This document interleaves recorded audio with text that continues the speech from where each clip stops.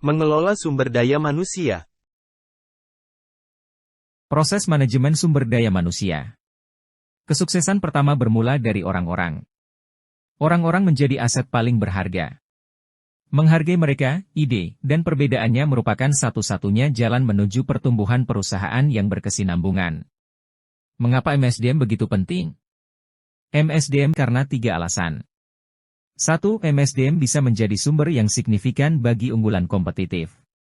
Seperti yang ditunjukkan berbagai studi dan hal ini berlaku bagi organisasi di seluruh dunia. Human Capital Index, sebuah studi menyeluruh tentang lebih dari 2.000 perusahaan global, menyimpulkan bahwa MSDM yang tasi manusia memberikan kemajuan bagi organisasi. 2. MSDM menjadi bagian penting dari strategi organisasi. Meraih kesuksesan kompetitif melalui karyawan mensyaratkan bahwa manajer harus mengubah pemikirannya terhadap para pekerja dan bagaimana mereka memandang hubungan kerja yang ada. 3. Bagaimana organisasi memperlakukan orang-orangnya ternyata juga sangat mempengaruhi kinerja organisasi. Sebagai contoh, salah satu studi melaporkan bahwa praktik-praktik kerja yang lebih baik bisa meningkatkan nilai pasar hingga 30%. Studi lainnya yang mengukur rata-rata pengembalian pemegang saham tahunan pada perusahaan-perusahaan yang masuk dalam daftar tahun. Praktik-praktik kerja yang menghasilkan baik kinerja individu yang tinggi maupun kinerja organisasi yang tinggi dikenal sebagai praktik kerja berkinerja tinggi. Praktik kerja berkinerja tinggi. A. Tim-tim yang dikelola sendiri. B. Pengambilan keputusan yang bersifat desentralisasi. C. Program pelatihan untuk mengembangkan pengetahuan, kemampuan dan keahlian. D. Penugasan kerja yang fleksibel. E. Komunikasi terbuka. F. Kompensasi berdasarkan kinerja. G. Kepegawaian berdasarkan kecocokan personal pekerjaan dan personal organisasi. Faktor-faktor yang mempengaruhi proses MSDM. 1. Serikat pekerja. Serikat kerja merupakan suatu organisasi yang mewakili pekerja yang berupaya melindungi kepentingan mereka melalui perundingan bersama, collective bargaining. 2. Peraturan pemerintah. Praktik MSDM suatu organisasi dipengaruhi oleh kebijakan hukum negara bersangkutan. Contoh, keputusan terkait dengan siapa yang akan dipekerjakan atau karyawan mana yang akan dipilih untuk mengikuti program pelatihan atau kompensasi apa yang harus diberikan tanpa memandang ras, jenis kelamin, agama, usia, warna, kulit, kebangsaan. Pengendalian hanya pada situasi tertentu. Sebagai contoh, Dinas Pemadam Kebakaran lokal bisa menolak lamaran kerja sebagai petugas pemadam kebakaran dari kandidat yang menggunakan kursi roda. Tetapi jika individu tersebut melamar untuk bagian administrasi, seperti posisi operator, cacat tubuh tidak bisa dijadikan alasan untuk melamarannya. 3. Tren demografis. Data statistik memperlihatkan dengan jelas angkatan kerja yang makin menua di negara-negara barat.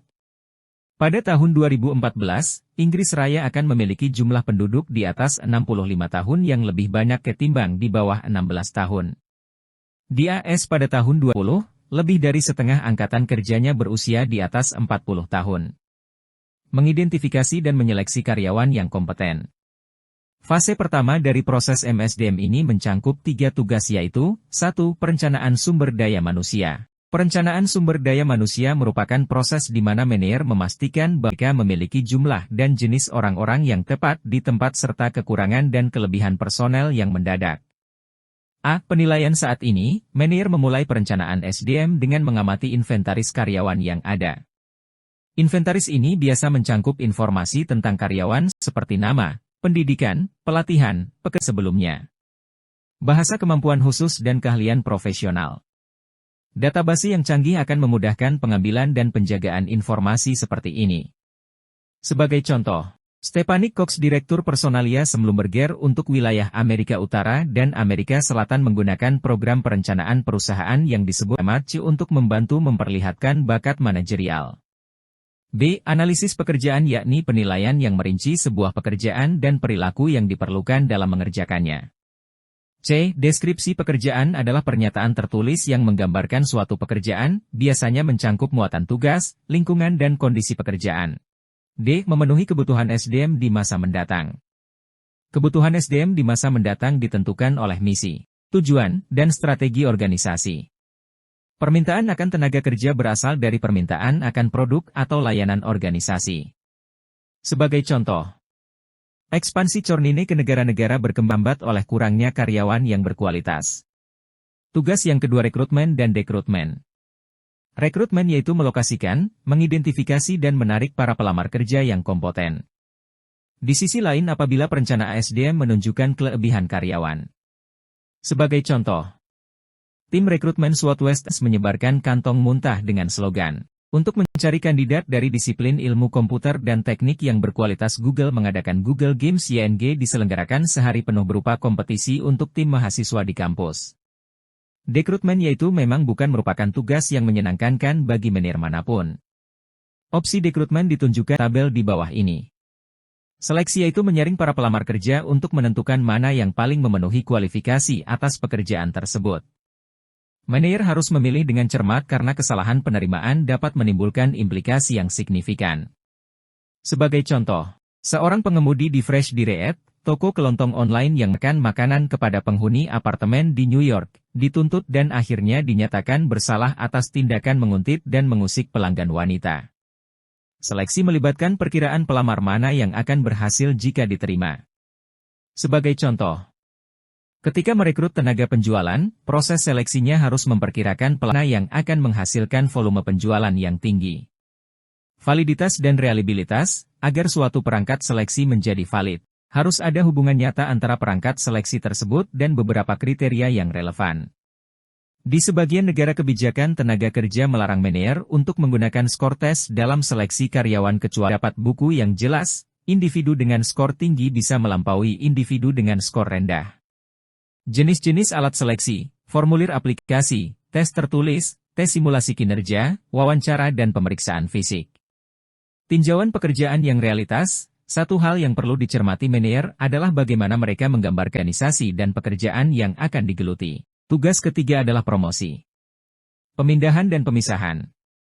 Promosi adalah sebuah jenis transfer yang meliputi penugasan kembali seorang pegawai pada sebuah posisi yang kemungkinan besar diberikan pembayaran yang lebih tinggi dan tanggung jawab, hak dan kesempatan yang lebih besar. Kadang-kadang disebut transfer ke bawah, adalah sebuah jenis transfer meliputi pemotongan pembayaran, hak dan kesempatan.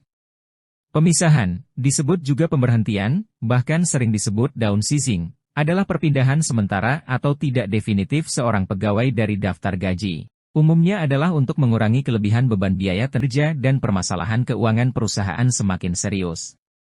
Terminasi adalah tindakan manajemen berupa pemisahan pegawai dari organisasi karena melanggar aturan organisasi atau karena tidak menunjukkan kinerja yang cukup. Pemberhentian sukarela adalah pemisahan pegawai dari organisasi atas inisiatif organisasi atau pegawai sendiri. Pengunduran diri adalah pemisahan pegawai yang telah menyelesaikan masa kerja maksimalnya dari organisasi atau umumnya dikenal dengan istilah pensiun.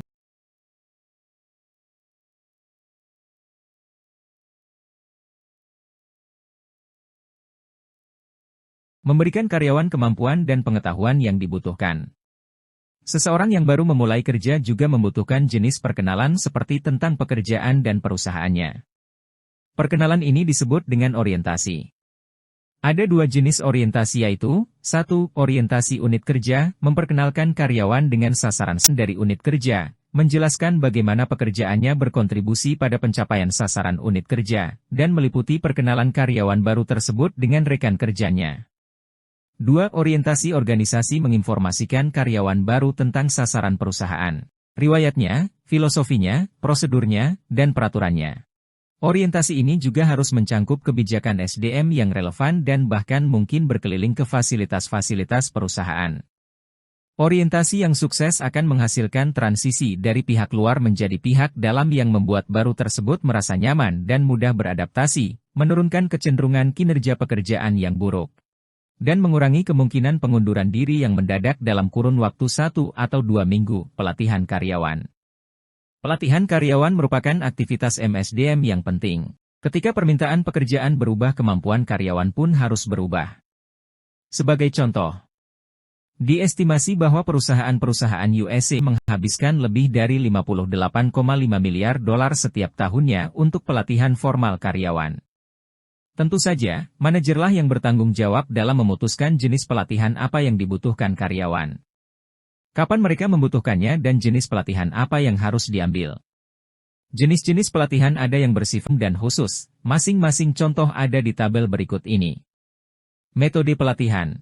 Meskipun pelatihan karyawan bisa dilakukan dengan cara tradisional, semakin banyak organisasi yang kini bersandar pada metode pelatihan berbasis teknologi karena kemampuan, metode pelatihan tradisional on the job, rotasi kerja, mentoring dan latihan pengalaman, manual atau buku kerja, kelas pelatihan. Metode pelatihan berbasis teknologi, CD-ROM atau DVD dan e-learning. Mempertahankan karyawan yang kompeten dan berkinerja baik. Ketika suatu organisasi telah menginvestasikan dana yang besar dalam rekrutmen, seleksi, tasi dan pelatihan karyawan, pihak organisasi yang pasti ingin mempertahankan karyawan tersebut, terutama mereka yang kompeten dan berkinerja baik. Dua kegiatan MSDM yang memainkan peran penting dalam hal ini antara lain mengelola kinerja karyawan sebagai berikut, manajemen kinerja karyawan. Manajer harus mengetahui apakah karyawannya telah melaksanakan pekerjaannya secara efisien, apakah ada yang perlu diperbaiki, inilah yang dilakukan sistem manajemen kinerja. Metode penilaian kinerja. Lebih dari 70% manajer mengakui bahwa mereka bermasalah dalam memberikan penilaian kritis atas kinerja karyawan yang kurang berprestasi. 7. Penilaian kinerja, menulis esai, peristiwa penting, skala penilaian grafis, BARS atau Behaviorally Anchored Rating Scale, perbandingan multikaryawan, MBO atau Management by Objective, penilaian 360 derajat. Kompensasi dan manfaat. Para eksekutif di Discovery Cation Inc. menghadapi masalah yang menyangkut semangat kerja karyawan.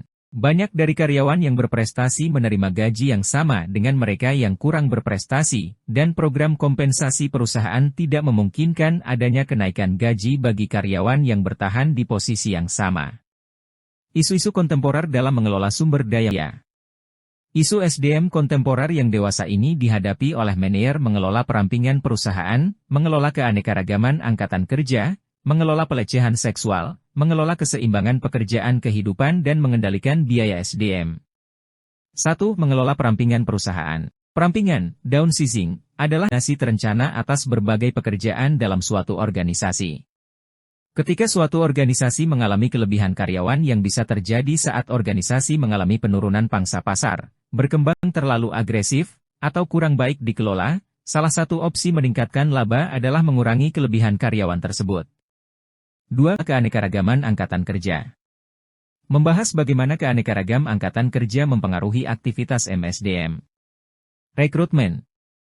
Untuk mengatasi keanekaragaman angkatan kerja, manajer harus memperluas jaringan rekrutmennya. Sebagai contoh, praktik yang umum dilakukan seperti mengandalkan rujukan sebagai sumber kandidat pekerja baru cenderung menghasilkan kandidat yang tipikal dengan karyawan yang kini bekerja.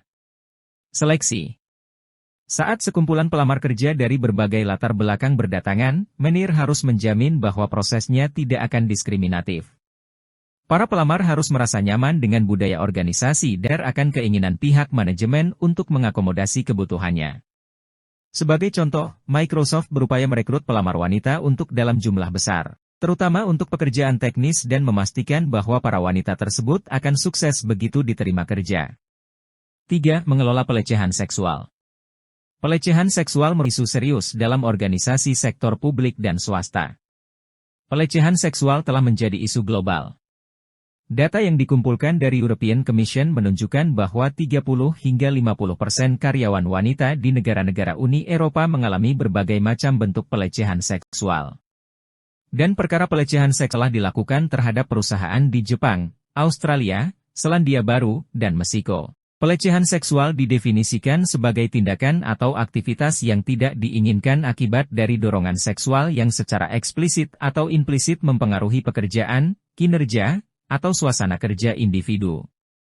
Pelecehan seksual ini bisa terjadi antara lawan jenis atau sesama jenis. Percintaan di tempat kerja. Pernahkah Anda berkencan dengan seseorang di tempat kerja? Jika belum, pernahkah Anda tertarik dengan rekan kerja dan berpikir untuk menjalin hubungan dengannya? Situasi seperti ini ternyata sudah cukup lazim dari yang Anda perkirakan. Dari 40% karyawan yang disurvei oleh Walmart Street Journal mengatakan bahwa mereka pernah memiliki hubungan cinta di kantor. Dan survei lainnya menunjukkan bahwa 43% pria lajang dan 28% wanita lajang mengatakan mereka pernah memiliki hubungan cinta di kantor. 4. Mengelombangkan antara kehidupan pribadi pekerjaan. Manier yang cerdas mengakui bahwa karyawan tidak meninggalkan keluarga dan kehidupan pribadinya ketika bekerja. Meskipun Manier tidak perlu bersimpati dengan setiap detail kehidupan keluarga karyawan, banyak organisasi yang menawarkan manfaat yang ramah keluarga, family-friendly benefits, yang mengakomodasi kebutuhan karyawan akan keseimbangan antara kehidupan pribadi dengan pekerjaan. Banyak organisasi yang telah memperkenalkan program seperti penitipan anak di kantor, kemah musim panas, flex time, pembagian kerja, izin untuk kuliah, telekom meeting, dan pekerjaan paruh waktu. 5. Mengendalikan biaya SDM. Biaya SDM semakin melonjak, terutama biaya perawatan kesehatan karyawan, khususnya di USA dan pensiun karyawan di banyak negara. Biaya perawatan kesehatan karyawan. Karyawan di Aetna bisa menerima insentif keuangan hingga $345 per tahun apabila berpartisipasi dalam kontrol berat dan kelas kebugaran. Biaya perawatan kesehatan karyawan. Bagaimana organisasi mengendalikan biaya perawatan kesehatannya? Banyak organisasi yang menyediakan peluang bagi karyawan untuk menjalani gaya hidup sehat. Dari insentif keuangan hingga program kesehatan yang disponsori oleh perusahaan. Biaya pensiun karyawan. Selain biaya kesehatan, bidang lainnya di mana organisasi mencari cara untuk mengendalikan biaya adalah rencana pensiun kesehatan. Fasilitas pensiun perusahaan telah ada sejak abad ke-19. Tapi masa-masa di mana perusahaan sanggup menyediakan fasilitas pensiun yang besar bagi setiap karyawan yang memberikan pendapatan pensiun kini telah berubah. Karena menjadi beban berat bagi perusahaan dan kini perusahaan tidak sanggup lagi menanggungnya.